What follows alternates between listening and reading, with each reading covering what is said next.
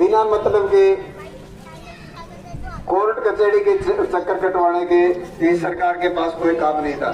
बाकी रही बात जो सुविधाएं देने की छोटी मोटी, अब ये कह रहे हैं हमने राशन दे दिया, तेल दे दिया, चावल दे दिए, ये सरकार जो फ्री दे रही है, ये लगातार पिछले सालों से, काफी सालों से कांग्रेस गवर्नमेंट भी देती आ रही थी।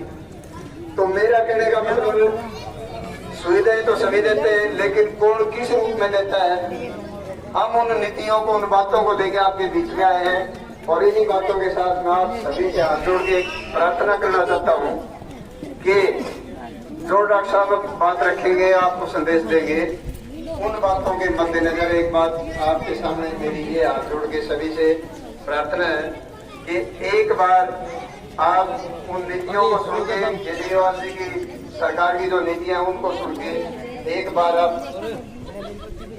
आम आदमी पार्टी को, केजरीवाल जी की पार्टी को मौका दें। और बरवाला शहर के सभी सम्मानित नागरिक, बुजुर्ग, बच्चे, मेरे भाई, मेरी माताएं, मेरी लाडली बहनें,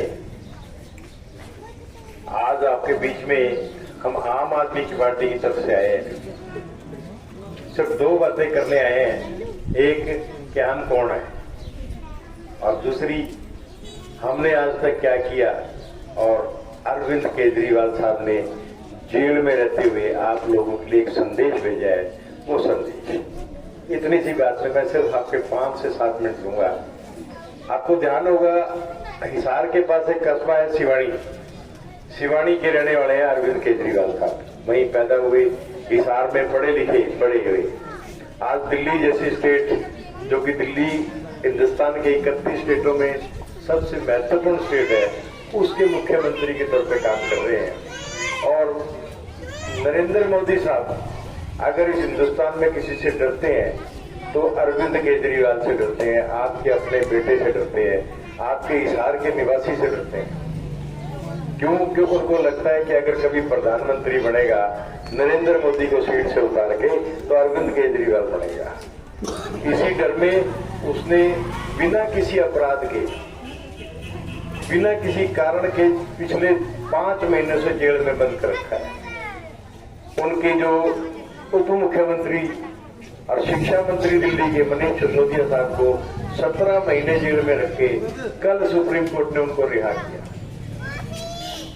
अरविंद केजरीवाल इतना बड़ा कैसे बन गया? बड़ी सीधी सी बात है। उस आदमी के अंदर जुनून था कि हिंदुस्तान के आखिरी आदमी, हिंदुस्तान के सबसे गरीब आदमी के लिए मैंने काम करना है।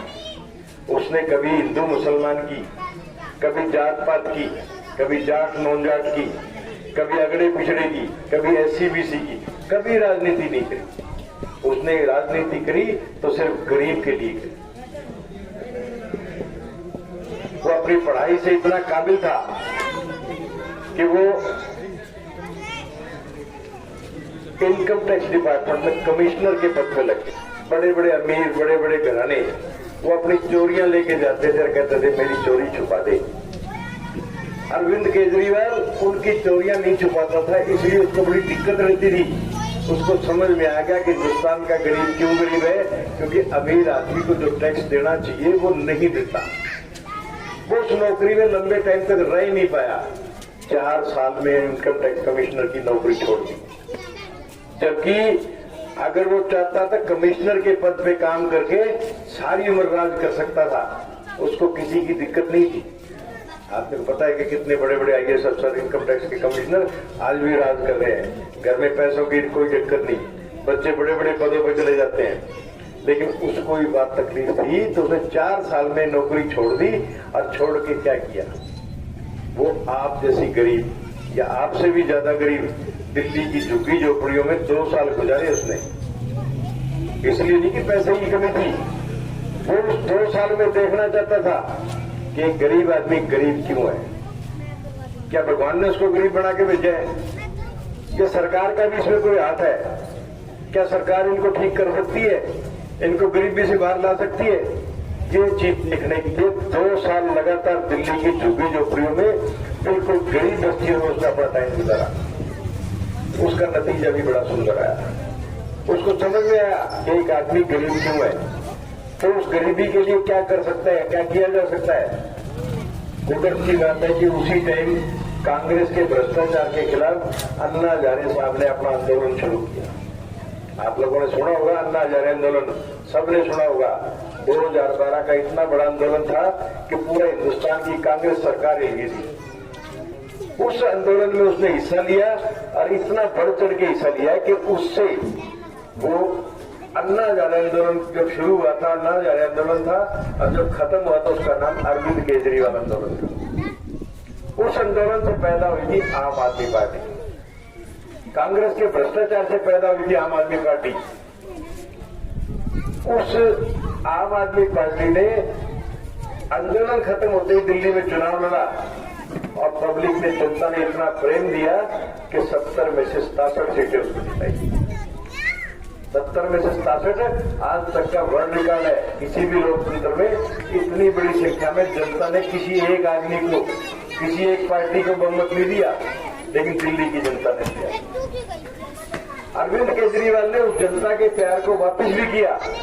सबसे पहला काम क्या किया, उसने 2 काम किए।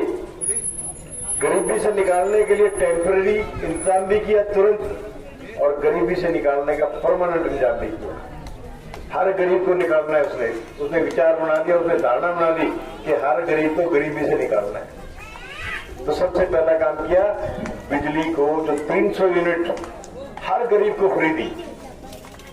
300 यूनिट का मतलब एक आम आदमी को, गरीब आदमी को जिसके घर में एयर कंडीशन नहीं चलता, उसके बिजली का बिल फ्री हो गया। आपको आश्चर्य होगा कि पिछले 8 साल से दिल्ली की 93% जनता का बिल नहीं आता। 93% कितना होता है? हरियाणा की आबादी 2,86,00,000 है। दिल्ली एक शहर नहीं, बहुत बड़ा स्टेट है, हरियाणा से ही बड़ा। 3.25 करोड़ की आबादी का 93% जनता दिल्ली में बिल नहीं देती। पिछले 8 साल से उनका बिल नहीं आया। नतीजा, हर गरीब आदमी के जेब में 1500-2000 रुपए बचने शुरू हो गए। लेकिन ये भी नहीं था कि बिल नहीं आता, बिजली बंद कर दी हो। बिजली भी दिल्ली में 24 घंटे आती है, और 24 घंटे बिजली आने के बाद भी बिल नहीं आता उसका।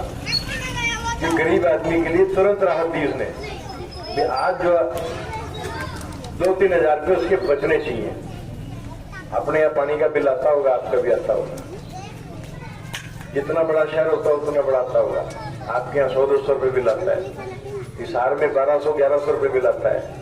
दिल्ली जैसे शहर में जो पीने का पानी हम पीते हैं उसका बिल और भी ज्यादा आता है।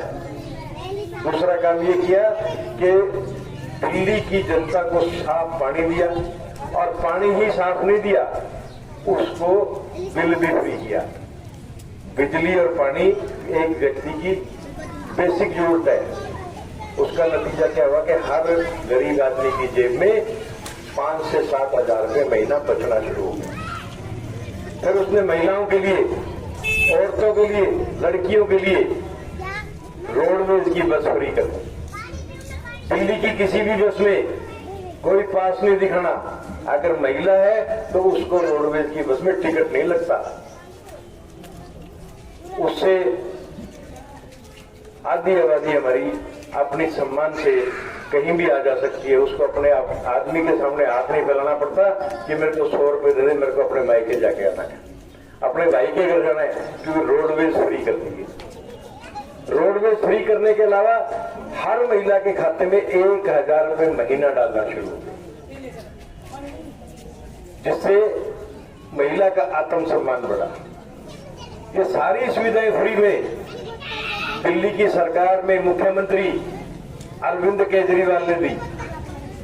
हर घर को 5 से 7 हजार रुपये महीना बचना शुरू हो गया। अगर एक गरीब आदमी की आमदनी 10,000 रुपये महीना है, 15,000 रुपये महीना है, तो वो सुकून से अपनी रोटी खानी शुरू हो गई। लेकिन ये सब टेम्परेरी इलाज थे,